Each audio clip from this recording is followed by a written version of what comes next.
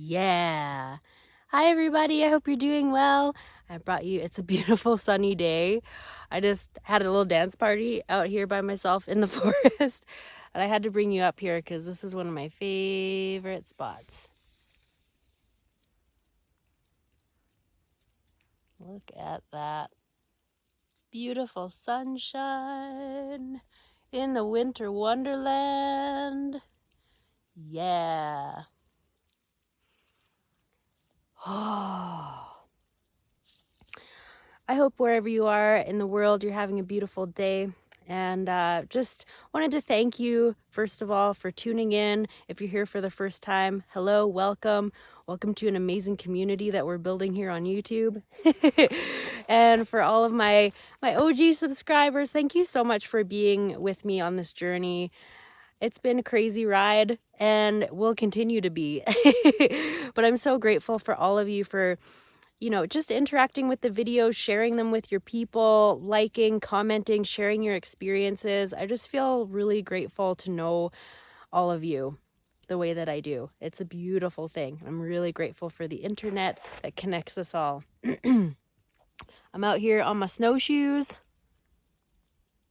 getting some sunshine, taking a little break from the computer. And I wanted to talk today about how the mind is a wonderful servant, but a terrible master. It's a terrible master. Our minds can be our best ally or our greatest adversary, depending on how we go about things and how we go about life.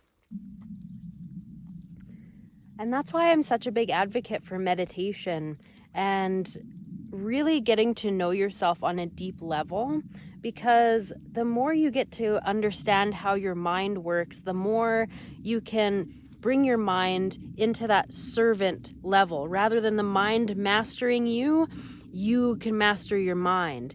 And it takes practice and it takes persistence, but it's so worth it, because if we don't master our minds, if we don't give our minds a job and an anchor and a focal point, it can just run amok. It can create pure chaos in our lives and take us into some really dark places and destructive places if we're not careful.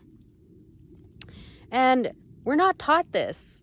At least, in Canada, where I am, we're not taught this. We're not taught how to master our minds and our emotions and how to actually even interact with our own mind. We're not taught that. And so that's one of the reasons why I made this channel in the first place, is to just bring different perspectives and help us to be introspective and learn meditation and learn ways to master your mind, essentially. And the biggest thing that's been in my immediate reality lately that I'm seeing in myself and in the people around me is that the mind needs a job. The mind needs a job, and it needs a focal point. It needs something to focus on, because if we don't give our minds they will run amok. They will just your thoughts can just go a million miles an hour in a million different directions and be so distracting and destructive if we're not careful with it.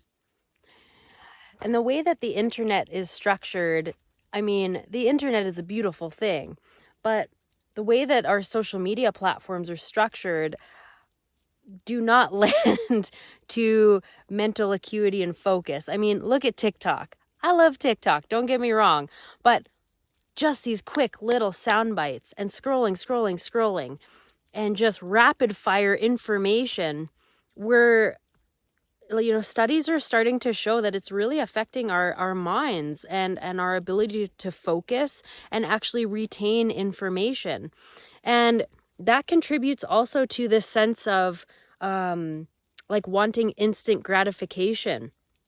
Just the scrolling, beep, boop, beep, bloop, like likes and comments and whatever. It's just a constant stream of like little dopamine hits all day long. And then when we don't have that, then the mind goes through withdrawals and doesn't know how to handle that. So many people don't know how to be quiet and be alone with themselves.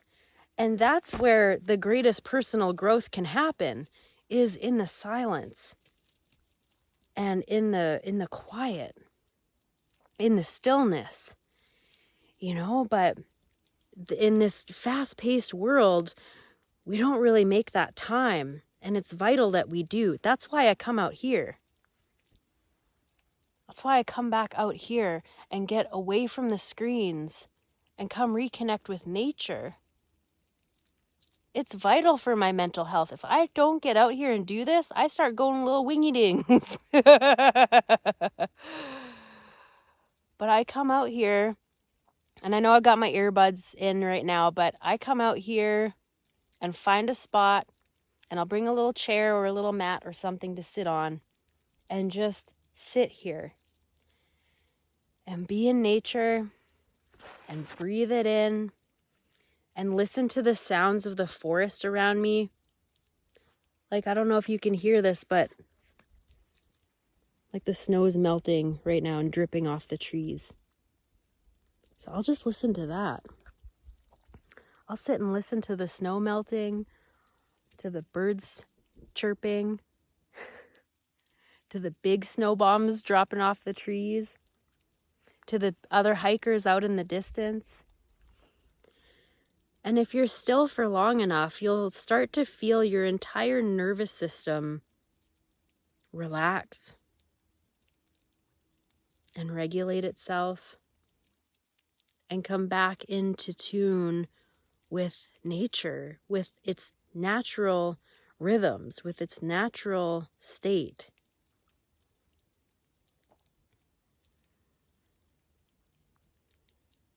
And there's something really beautiful about that. And when we're in that kind of meditative state, that's when we can get, awesome ideas, solutions to problems. That's when we can get, bouts of inspiration. When we're in that quiet stillness.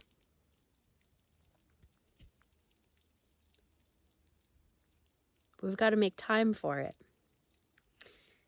And so that's what I'm talking about, where your mind can be your greatest ally or your greatest adversary.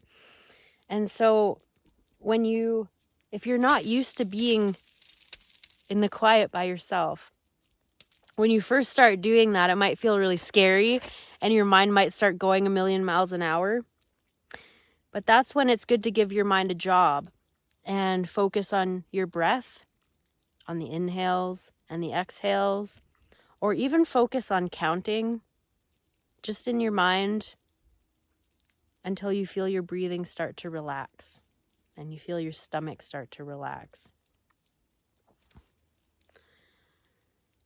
Or, even sitting by a stream and just watching the water go by and focusing on all of the ripples in the water and how it looks as it goes over the stones. Just giving yourself something to focus on other than the chatter. And that's how we start to get into the position of master of our minds, is when we can give our minds a job, something to focus on, and ease ourselves into the quiet stillness that is our natural rhythm.